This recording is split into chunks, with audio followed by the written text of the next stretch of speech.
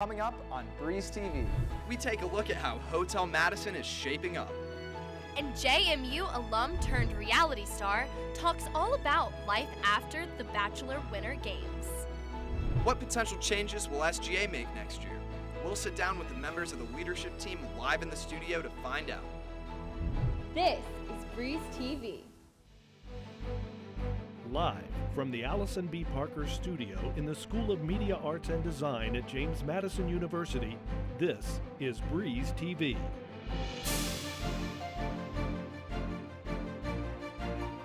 Good morning, JMU. I'm Nastasia Nicolau, filling in for Maria Kuehler. and I'm Sammy Crisatello. Thanks for joining us today on Breeze TV. The highly anticipated summit between the leaders of North and South Korea, Kim Jong-un and Moon Jae-in, will take place on April 27th. The two countries haven't had a summit like this in more than a decade. Delegates from both sides held long talks in the DMZ yesterday to work out the details. They plan to discuss denuclearization and the impact of inter-Korean relations. A funeral took place yesterday for Stephon Clark, the unarmed African-American man shot and killed by Sacramento police less than 2 weeks ago. Clark's death has sparked numerous protests throughout Sacramento over the past few days. The 22-year-old was killed in his grandmother's backyard when two police officers opened fire. The officers fired multiple shots, saying they thought Clark had a gun, but it turned out to only be a cell phone. But it's also a tragedy for our community. As we've seen through the protests, this is a very emotional, highly charged thing for our entire community. And in addition to that, it's a tragedy for our department. Body camera video captures officers muting their microphones moments after the shooting. Civil rights attorney Benjamin Crump is representing the Clark family. He has previously represented the families of Trayvon Martin and Michael Brown. Results from an independent autopsy are said to be announced today. Nobel Peace Prize winner Malala Yousafzai returned to Pakistan for the first time in 6 years. The 20-year-old activist met with Pakistan's Prime Minister yesterday in the capital of Islamabad. I still can't believe that. I am so happy. I still can't believe that this is actually happening. For the past 5 years, I have always dreamed that I would come home. Malala was 14 years old when she was shot in the head by the Taliban.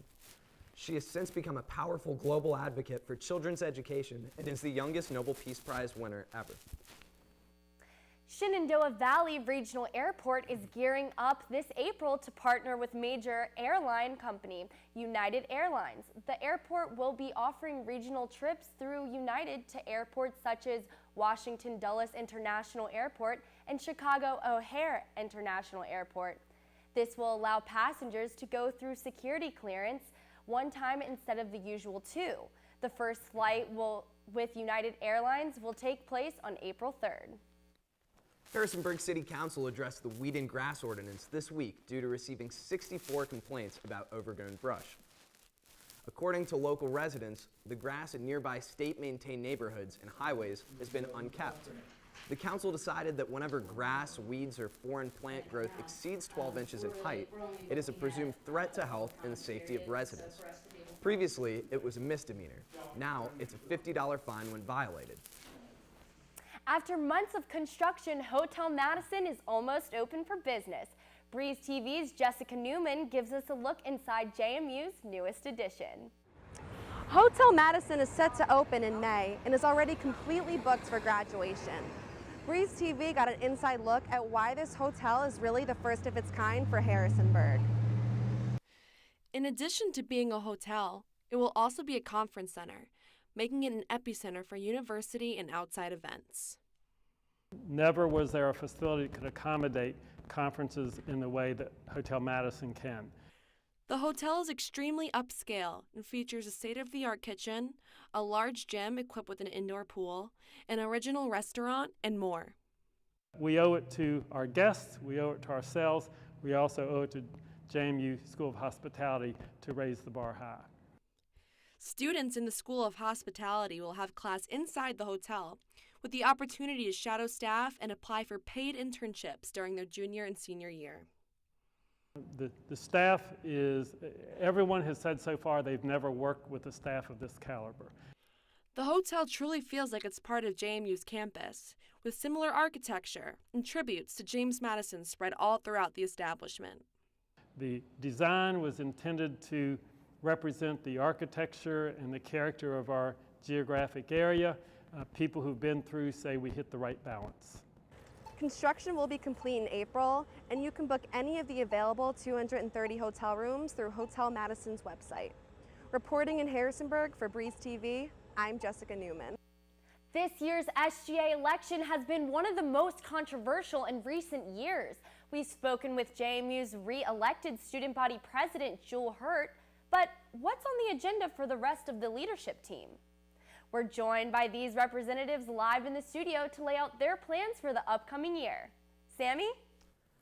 Thanks, Nastasia. I'm joined here live with Kayan Movagari, Ben Rosenberger, and Desiree Ademba. Thank you guys for coming on the show today.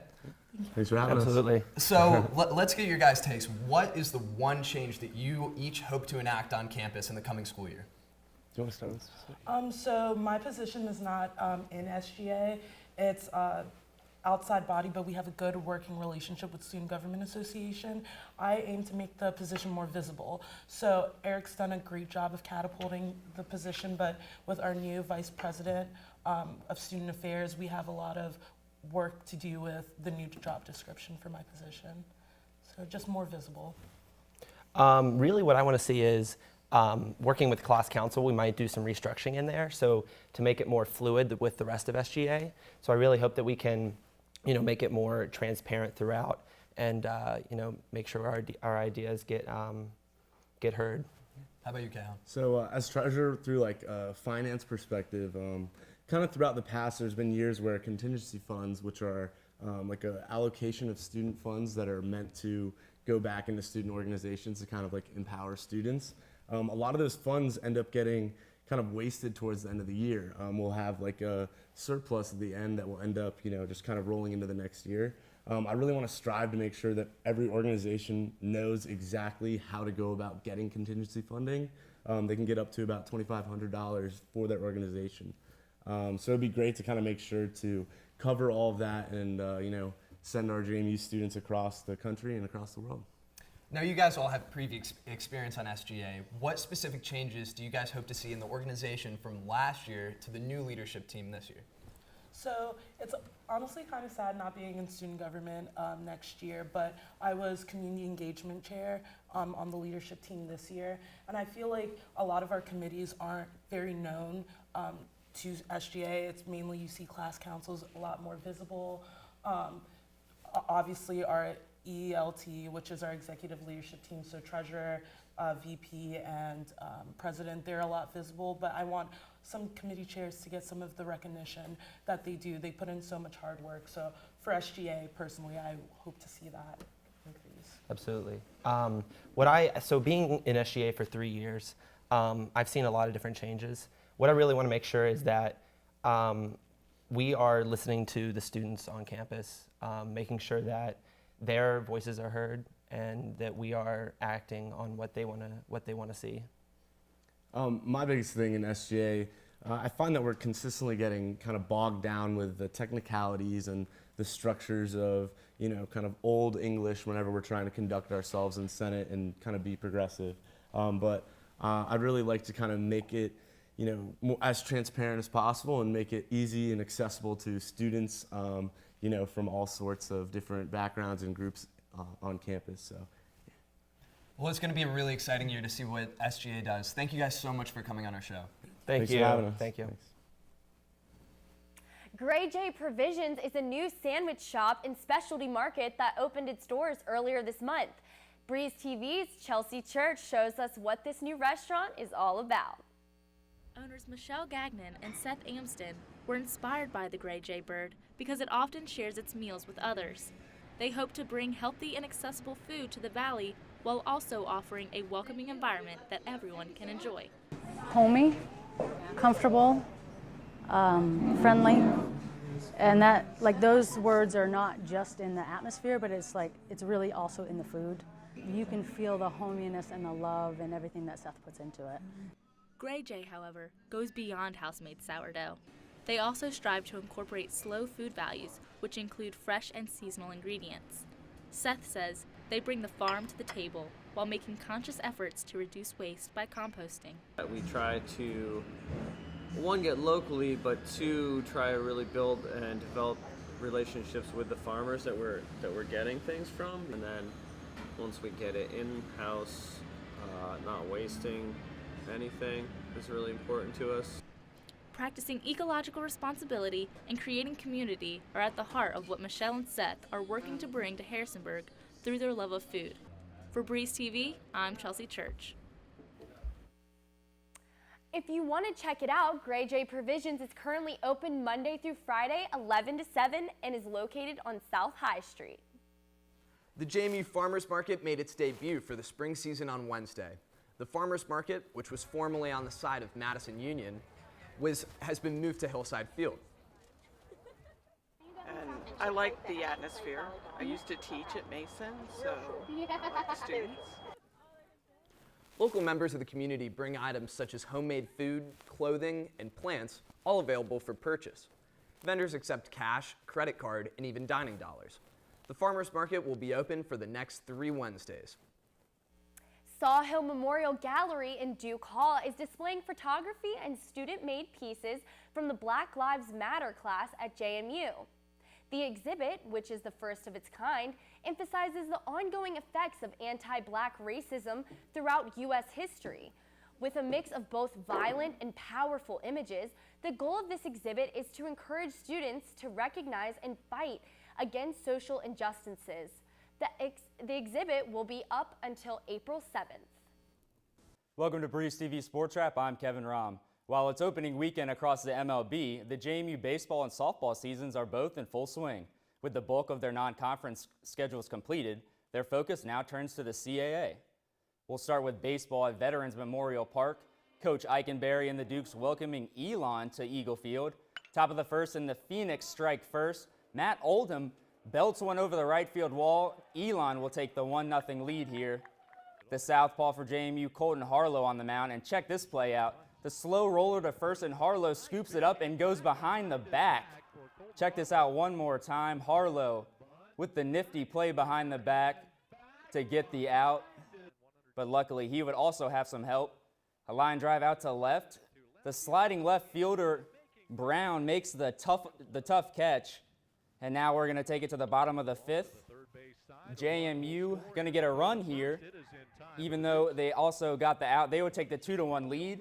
And then the next batter, Connor Hardigan, drives in yet another run to go up 3-1. JMU, however, would struggle once Harlow left the game. Elon would now tie it up after the pass ball gets by the catcher, Tondi. JMU back on offense, and Brown trying to get the lead for the Dukes, but his home run would be robbed by the right fielder, Ty Adcock, for Elon. We would go to extra innings. Now in extras, bottom of the 10th, that ball gets by the catcher, and you don't see this every day. A game-winning pass ball for the Dukes. They walk off, and they get the win 4-3 in extras. We'll take it to the softball diamond now. The Dukes taking on the Towson Tigers, game 2 of a 3-game series. JMU took the first game 9-0, and they would continue the dominance in this one. Here at the bottom of the first, Odyssey Alexander will take it to straight deep center, and I hope that house has some insurance. 2-0 Dukes. Unfortunately, Elon would answer in the bottom of the second and tie it up at 2. But after that, the Dukes would not be threatened. Here's Kate Gordon. She gets in on the action. She bombs one to left. The Dukes hit 4 home runs on the day. The Tigers, 0. Alexander got the start in the circle, and Peyton Bursch right there puts the cherry on top. Strikes out the final batter. The Dukes cruise to a 10-5 win. We're now down to the final 4 college basketball teams left in the NCAA tournament.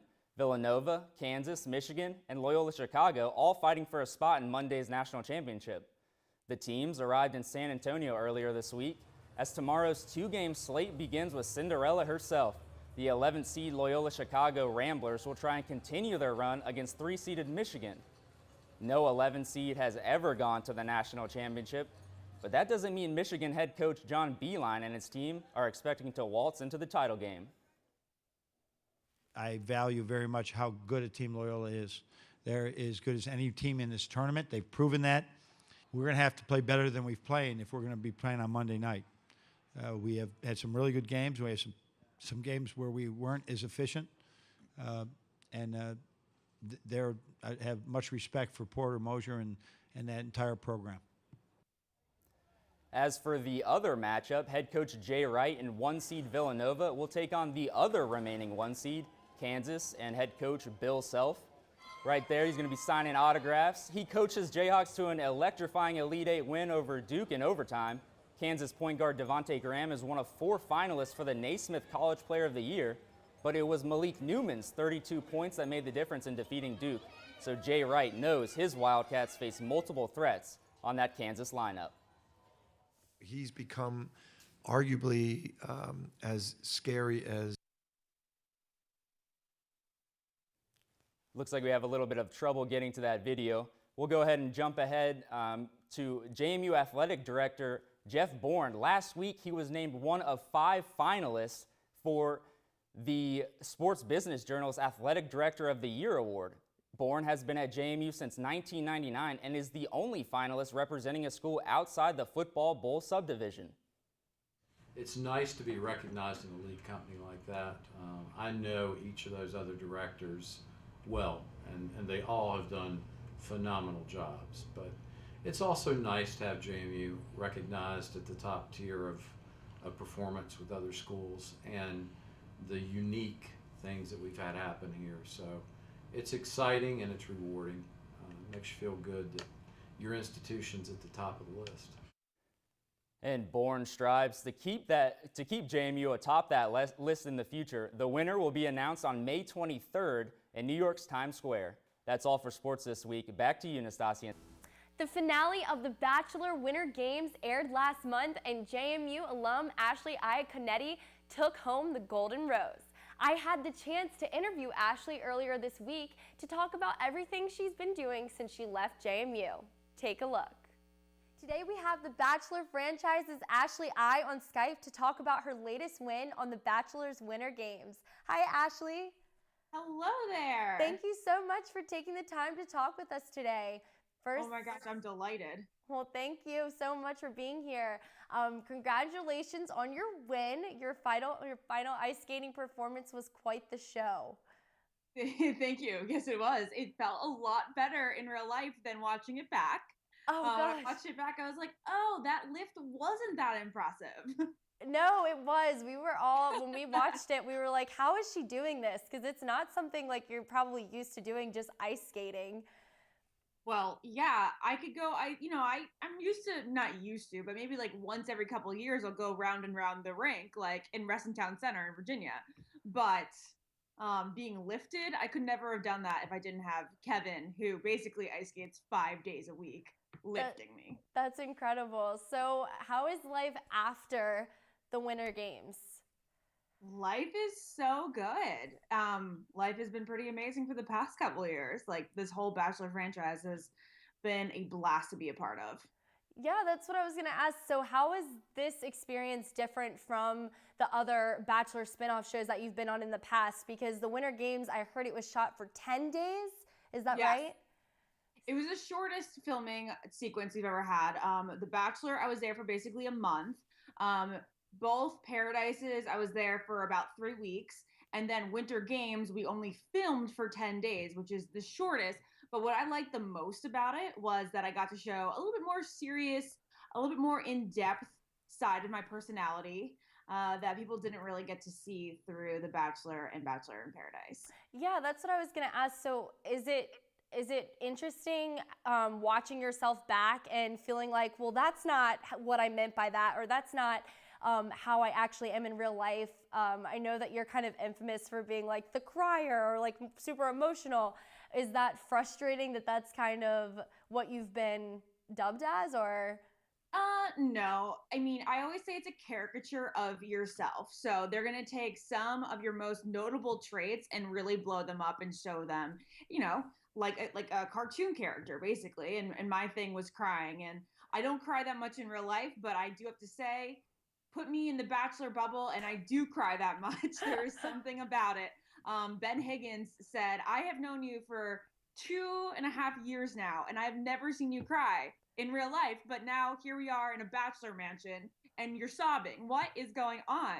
It's got to just be that environment. It's got to do something to you. Hyper emotional. Well, so recently you've had your split. You've come publicly. You've talked about your splitting with Kevin.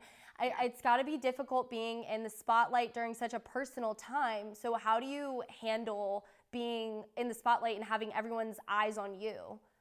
Well, what I love is that I have my 2 podcasts, and the Bachelor related podcast is Almost Famous. So I was able to have Kevin on that. And I like that we were able to really talk about what went down without having people make up their theories or assume certain things. And we were just able to tell the story the way it genuinely was. So that made it a lot easier than just going to a media outlet and giving them a statement, which, believe me, go back 8 years and tell me that I am going to be giving a statement to Us Weekly about my breakup, and I'd be like, you're kidding me. Yeah, you have blown up. I mean, you've grown such a huge fan base and a huge social media following throughout the years. I think it's definitely safe to say that everyone wants to continue to watch your journey unfold. So can we look forward to seeing you in paradise, possibly? Definitely not paradise. I say I will be totally open if the producers ask me to make a cameo appearance, but I will not be a cast member on any future Bachelor shows. Hosting, I would love to host something like after that would Paradise, be incredible. Yeah, that would be incredible. You should definitely take Chris Harrison's spot. Oh, no. Chris is so talented. You guys have no idea. You see that man at work, you're like, this job is a lot harder than it seems on TV. Well, thank you so much for talking with us. I hope that we see more of you in the future. If you want to follow Ashley's adventures, you can catch her on Instagram and Twitter. You can also subscribe and listen into her podcast, the Ben and Ashley Almost Famous podcast, and then also the I Don't Get It podcast. So you guys can follow her there and tune in to everything she's doing. Thanks so much. Nastasia, that was so cool. What was it like getting to chat with her? It was awesome. She's so down to earth. She's so fun to talk to. I really enjoyed getting to talk to her and just kind of see what she's been doing since JMU, because she used to be right here in this building way back when. Absolutely. Well, thank you all for joining us. That's all we've got today. Have a great weekend, Dukes. We'll see you next time.